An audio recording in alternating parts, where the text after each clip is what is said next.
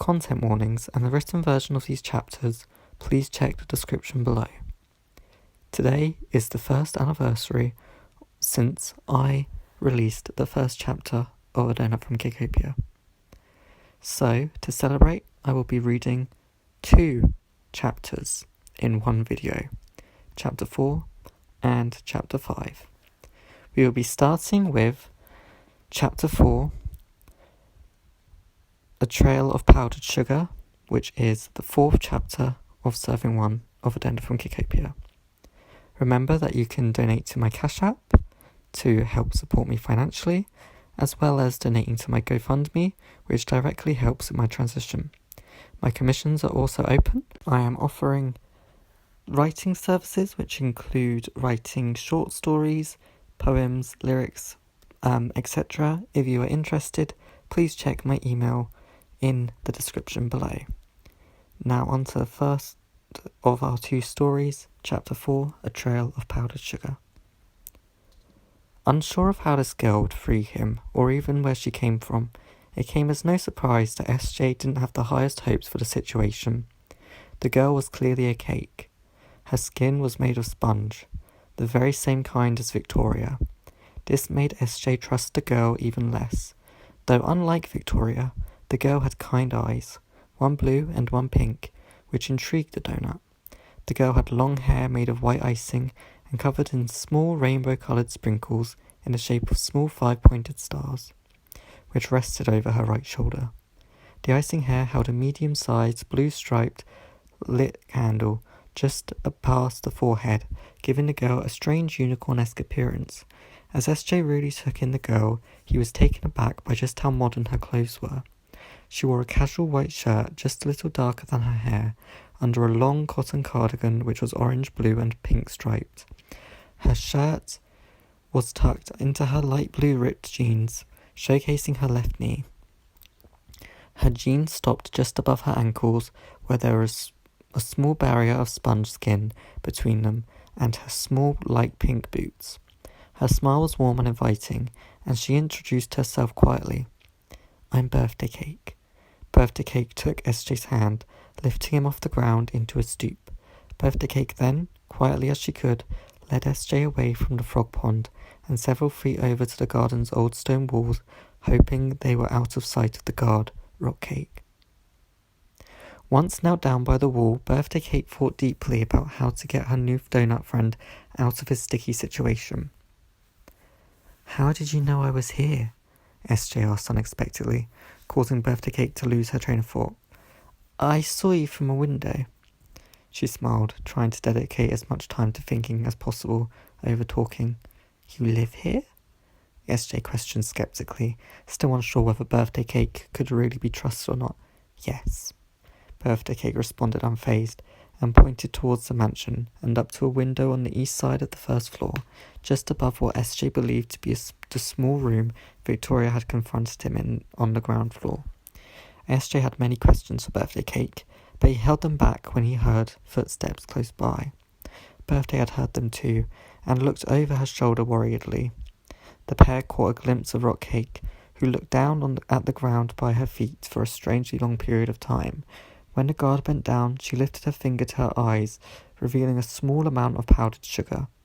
SJ quickly looked down to his feet, where sure enough, a trail of powdered sugar ended. Birthday noticed this too, and cursed herself under her breath. It wouldn't be long before Rock Cake could follow the sugar to SJ. Seeing the fear on Birthday's face eased all earlier worries of her being untrustworthy. To SJ, as far as he could tell, she too was on the run from Victoria's sponge. One turn of the head, that's all it took for Rock Cake to rest her eyes on SJ and Birthday. The guard grew angry and clenched her fists in anticipation for the catch. Without a second thought, Birthday got up and ran, pulling SJ behind by the wrist. The cake weaved left and right, spun in circles, and even at one point made SJ jump over a large chocolate log, sitting hidden within the foliage. It wasn't long before SJ caught on that his new friend was purposely making his sugar fly everywhere to throw their hunter off the scent. After a short while of running, they stumbled across a small shed on the far east side of the garden, slightly hidden by the trunk of a large tree. Birthday opened the door quietly and guided SJ into the dark shed. For a moment it seemed like their breaths could be caught, but no. Out of the shadows of the shed and into the light of the newly opened door, a man stepped out. He looked like nothing special, dressed in Edwardian garden wear, even including an old cap. From what could be made out of the man's skin in the dark was that he had darker skin flecked with small pieces of bright orange carrot cake! Birthday yelled as quietly as she could manage before pulling the man into a long hug. Carrot Cake smiled warmly at the girl, then looked over to the door, nervously before directing his attention to SJ. "What's wrong?" the man asked Birthday, still focusing on SJ. "Miss Rock is after us. This one is in heaps of trouble." Birthday Cake pointed to SJ. "Why ever so?" he asked, directing his words to SJ this time. "I asked to leave." Before the donut could finish his sentence, Rock Cake could be seen nearing the shed. Panic filled the air as the three contemplated what to do. Carrot Cake looked over to the far wall of the shed and that sat against the outer stone wall. Carrot Cake picked up a large mallet hanging on a hook and began smashing it against the bottom of the shed. Strike, strike, strike. The mallet hit the wall, sending chips of wood and eventually stone flying everywhere. Rock Cake grew ever closer, until she eventually clocked the shed and what she believed was a person peeping out from an ajar door. The woman stormed over to the small shed. With one last swing of the mallet, daylight flooded into the shed, leaving an opening big enough for someone to crawl through. Rock Cake burst into the shed, knocking the door off its hinges, distracting her for a second. This gave just enough time for SJ to squeeze himself through the opening after Birthday had already gone through. Carrot grabbed a large shovel, leaning against the wall, and used it to hide the opening, blocking out the sunlight. "Can I help you?" Carrot Cake asked, regaining his breath. Rock Cake glared at the gardener and looked around the shed, disappointed to find it empty of any other breathing person. "Where are they?" the guard bellowed angrily. "I know they were here." Carrot avoided direct eye contact with Rock. "I don't know who you were talking about," he lied unconvincingly. Rock lifted her fist, ready to punch Carrot Cake in the face, when she felt a hand from behind slowly push it down. The guard turned in confusion to see Blondie and Brownie standing by the empty doorframe. "Don't worry, Rocky. We shall take it from you." Brownie smiled. Carrot slowly pushed himself down the wall until he reached the cold floor, sheltering his carrot-freckled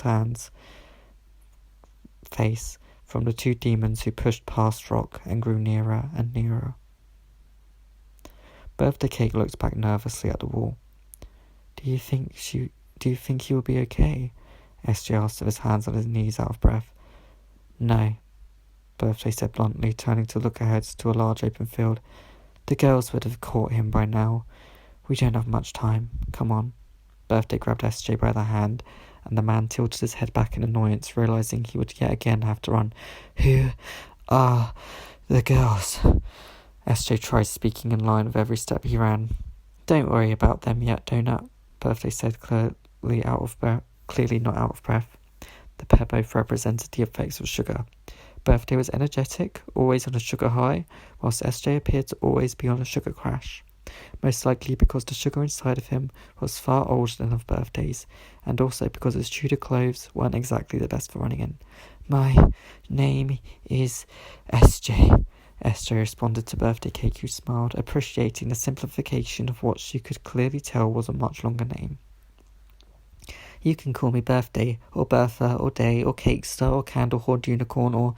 Birthday listed before being interrupted by a crash from far behind. "BT!" SJ, without intention and through panic, shortened Birthday's name. Birthday thought aloud. "A little unconventional, but I like it. BT I am," she declared, emphasizing her words with a rocking of her free arm, much like the movement of the sailors. "Oh, okay, but I mean," SJ said, wheezing. "Don't worry, I know," BT replied. "I know just a place we can hide." She smiled, ignoring Blondie and Brownie, who were emerging through the opening in the distance, in direct view of SJ. "What have I got myself into?" the donut asked himself, looking over at BT, whose candle's flame danced around as the pair continued to bound through the long field. "What have I got myself into?" That was Chapter 4 of A Doughnut From Cakeopia. Cakeopia. We will now move on to Chapter 5, A Mountain of Whipped Cream, which is the 5th chapter of Serving 1. SJ and BD entered a small woodland to the north of Victoria's mansion. BD allowed SJ to run ahead so that she could kick some small chocolate twigs and leaves over where his powdered sugar fell. By this point, Blondie and Brownie were hot on their heels and not far from entering the woodland themselves. As trained huntresses, they moved a lot slower than BD and SJ, opting for a more leisurely stroll, knowing full well it would build up their victim's fear.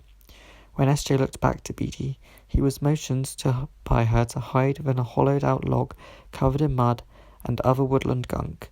BD entered with ease, but made sure to pinch her candle's flame so as not to set the woods on fire. For SJ it was a much more difficult squeeze. His puffy shoulders fought against the entrance of the log, but he was pulled in by BD's free hand with an oomph. The expirers, Blondie and Brownie, moved like spectres through the woods, taking every effort not to make too much noise. When they reached the log, Brownie prepared to bend down to peek inside, causing SJ and BD to hold their breaths for what felt like an eternity, but was in fact just an uncomfortable amount of time. "Over here, Brownie. I think I found something," Blondie called over to her sister. Brownie straightened herself up and headed away, allowing SJ and BD to breathe once again. Not long after, the two sisters were completely out of earshot and BD and SJ emerged from their hiding place slowly. "So," SJ asked in a whisper, "where exactly are we going?" BD turned to her new friend with a smile, releasing her cramped hand from her flame, letting his fire pop back into life. "My friend Cece has a cafe not far from here. I'm sure she will let us take shelter in the flat above." "No," Cece, or Coffee Cake by her given name, claimed to a disheartened BD. "You can't shelter here.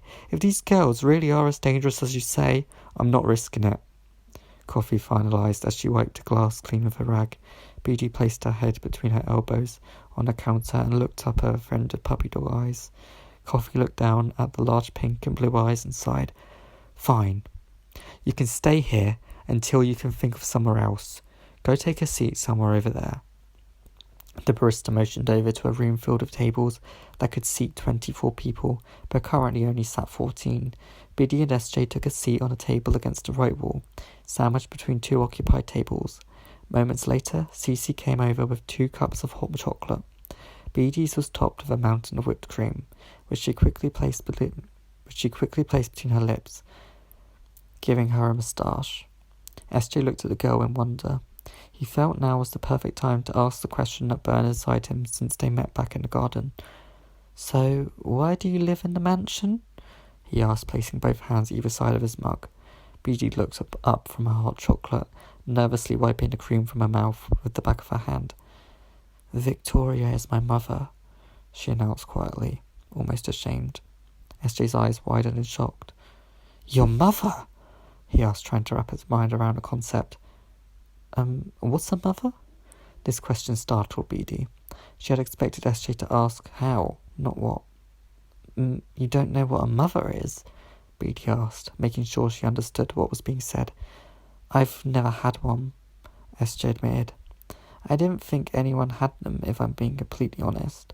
Coffee, who was by a nearby table, raised an eyebrow, overhearing the conversation. "Did I hear this correctly?" she asked, walking over and knocking tables with her large-waisted brown 1870s dress. "You didn't think anyone had a mother?" she asked in a loud voice which caught the ears of a few customers. SJ looked up, unsure how to feel. "I mean, I personally don't have one myself, but loads of people here have a mother," Coffee explained. "Victoria adopted me and my sisters," BD smiled sadly. "Sisters?" SJ shook his head, taking in all this information. As his head shook, powdered sugar fell onto the table before him. A woman sitting on the next table scoffed, causing SJ, BD and Coffee to look over in confusion. "It's bad enough I'm stuck in a room surrounded by tarts." The woman pointed to a trio of people made up of the components of a tart. "Flaky pastry." She pointed to a couple of pies holding hands across their table. "But now I have to share it with a sugar." Coffee stormed over to the woman. "Get out!" she screamed at the shocked woman sitting at the table.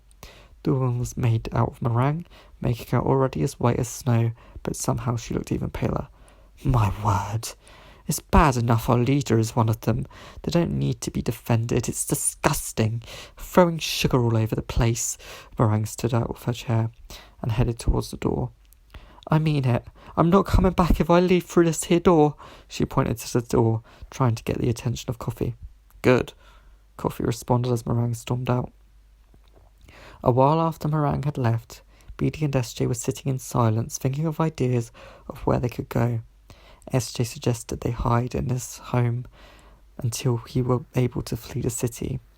Beatty reminded her friend that his home would be the first place they'd look. The table with the couple of pies holding hands smiled warmly at each other, looking deeply into one another's eyes. Remember when we met, Pecan? One man said to the other, squeezing his hand gently. Beatty, who was of curious mind, began listening in on the pair's conversation. Of course, Pumpkin. It was, 400 years ago? Pecan smiled to his boyfriend. That's it! Beatty squealed excitedly as the room turned to look at her. SJ lifted his head to listen to what she had to say. Granny Eccles! No one would expect to find us there. She doesn't even live far. Perhaps a 15-minute walk? We can stay with her until it's time for you to, exit stage right.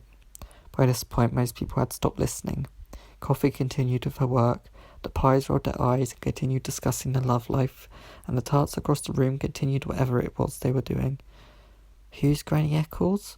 SJ asked, bewildered. Why, she's my grandmother, of course, Beatty beamed. You have a grandmother as well? SJ blinked several times, coming to terms with this strange concept of familial ties. Yes, I do. In fact, I'm sure she is better at explaining than I am. We will ask her when we get there. Beatty jumped out of her chair and grabbed SJ by the hand, as he was now used to her doing. Are you going to pay for that hot chocolate?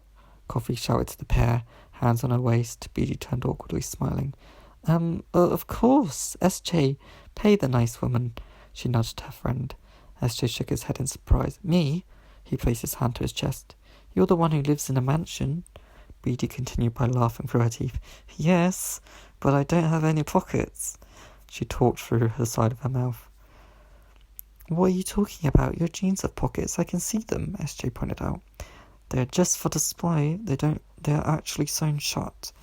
Beatty continued laughing as she stepped behind her friend towards the door. I'm joking, guys. Relax. Birthday, it goes on your mother's tab. A sigh of relief engulfed both SJ and Beatty when Coffee laughed at their nervousness.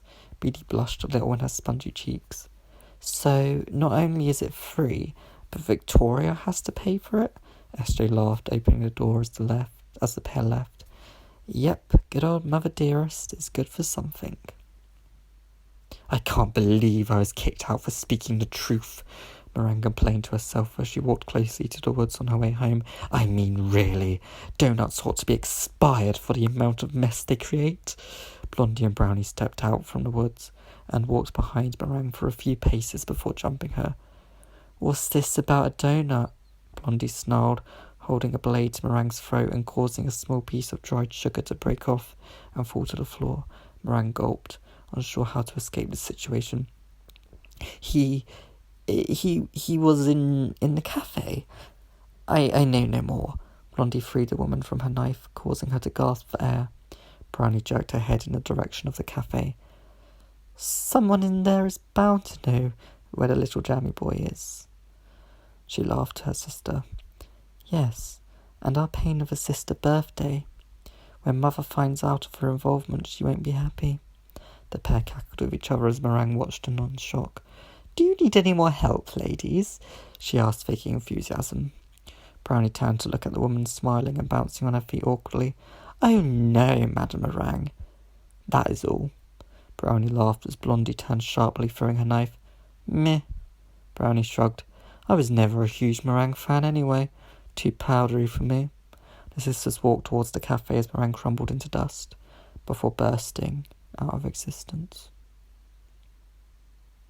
Thank you for watching this video. For more stories like this, you can subscribe and hit the notification bell for more videos.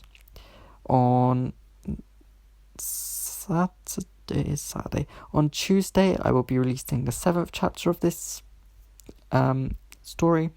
On Thursday, I will be releasing the short story based on the legendary hero of Beaver Southampton, and next Saturday I will be releasing the half serving recap. A Doughnut From Cakeopia serving 1, half serving recap and breakdown. You'll understand when we get there, but basically I'll be breaking down the first 6 chapters of this story.